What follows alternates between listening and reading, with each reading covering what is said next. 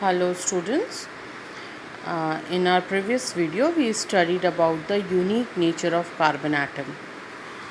The carbon atom, it has a unique nature that this carbon atom, it is tetravalent. It has tetravalency. Tetravalency means it can form 4 covalent bond. Okay, tetra means 4. And the second property is catenation, that it can form long carbon chains, means it can attach with carbon can also attach themselves to form long straight chains, to form branch chains, and to form closed chains also. So these two are the properties of carbon. Now we will study about organic and inorganic compounds. See, first it is composition. It contains organic. If it is, then carbon is the must element which should always be there. Carbon, hydrogen, oxygen, nitrogen, sulfur, phosphorus, chlorine and bromine. In inorganic compound, they have all the elements. Nature of compound, it is covalent. Since carbon is present and carbon can only form covalent bonds, that's why organic compounds are covalent in nature. Inorganic compounds, they are electrovalent in nature.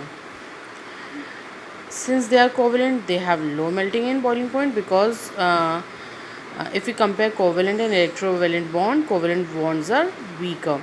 So they will melt and boil at low temperature, and they will melt and boil at higher temperature. No ionic nature is there, that's why they are insoluble in water. But since they have covalent bond, they are non-polar, so they are soluble in organic solvents. These are the organic compounds and they are soluble in organic solvents. These are highly soluble in water and insoluble in organic solvents. Opposite. These are insoluble in water, but these are soluble in water. These are soluble in organic solvents and these are insoluble in organic solvents. If we talk about conductivity, electrical conductivity, then since they are not having ions, so they cannot conduct electricity, but they are good conductors of electricity. Combustibility and volatility, if we talk about, they are combustible, they can burn, they are volatile also. Volatile means they vaporize upon heating. They are non-combustible and non-volatile. Non-volatile means if we will heat them, they will not vaporize. Catenation and isomerism, they exhibit. This we have studied, and they form isomers also. This isomers also I told you in the previous video. They exhibit isomerism and catenation, and they do not exhibit isomerism and catenation. Now, classification. See, organic compounds, they are broadly classified into, yes, two types of compounds are there. The first one, here if we are talking about aliphatic open chain compounds. Aliphatic open chain means like this. These are the open chain compounds. Okay, and the another one is cyclic or closed chain. This is the closed chain. These are the cyclic compounds. Further, if you are talking about C, it's very simple. Just you have to study it sincerely. Classification of organic compound, broadly classified into two types. The one are the aliphatic compounds, means the open chain compounds. The other one are the cyclic or closed chain compounds. These are the closed chain compounds. Hydrocarbons, open chain hydrocarbons, they are divided into two parts. The one is saturated and the other category, it is of unsaturated hydrocarbons. Hydrocarbons are the compounds which are made up of carbon and hydrogen only. No other atom will be present other than carbon and hydrogen. Okay, saturated hydrocarbons, see, this is a, here all the carbon atom, they are having a single bond in between. This is a saturated hydrocarbon. Here too if you'll see, single bond is there, saturated hydrocarbon. Here to see a single bond is there between two carbon atoms. It means these are saturated hydrocarbons. And where there are double or triple bond between two carbon atoms, these are unsaturated hydrocarbons. Unsaturated. These saturated hydrocarbons, they are called alkanes. ANES, alkanes. These unsaturated hydrocarbons which are having double bond, they are called alkenes. ENES, alkenes. And where carbon and carbon in between two carbon atoms, triple bond is there, such compounds are called alkynes. Okay, alkane, ane means carbon carbon single bond, ene means carbon carbon double bond, and yne means carbon carbon triple bond. So this was about aliphatic open chain compounds. Now see cyclic closed chain compounds. If we are talking about closed chain compounds, the first category is homocyclic. Homo means only carbon atoms will be there, like benzene.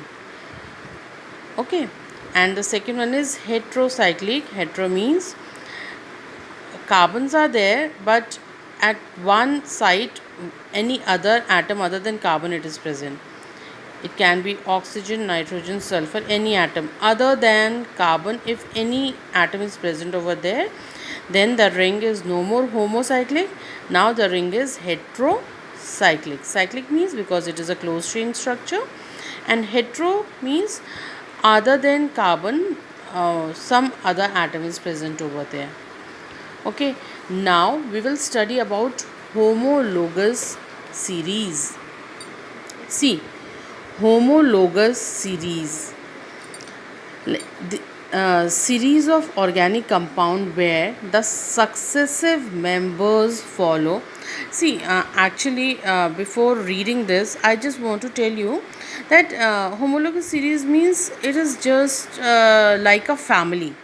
Okay, where so many members of similar type are present. Suppose if you are talking about alkenes, so all the members of alkenes are present over there. Alkenes, all the members of alkenes are present.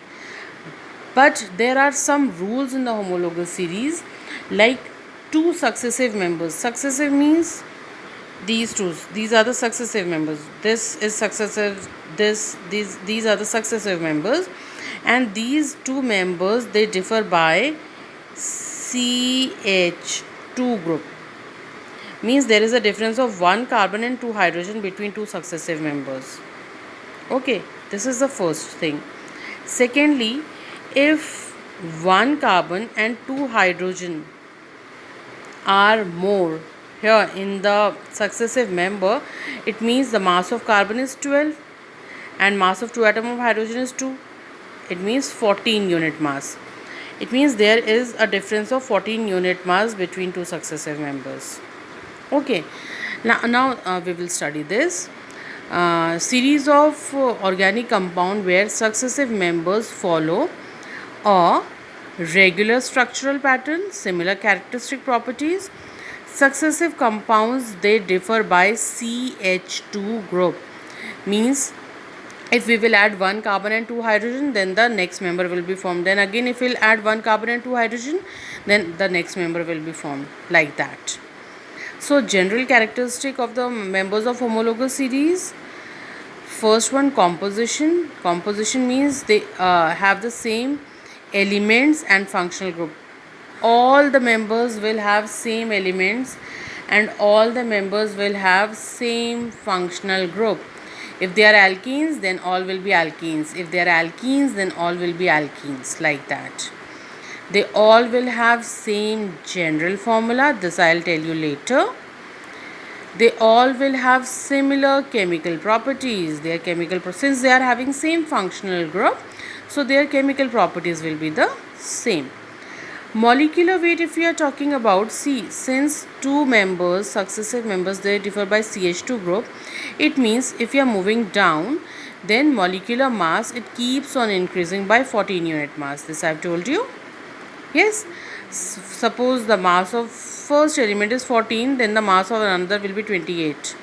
Or if its mass is anything, any digit it is, suppose it is 40 only, so the next member, it will have mass 54. 14 will be added because they differ by CH2 group, so 14 unit mass difference is there. Physical property, if you are talking about, see, if you are moving down, then chain is increasing, number of carbon atoms are increasing, there is gradual seen the increase in the molecular weight, and boiling point and solubility will also be affected because of that.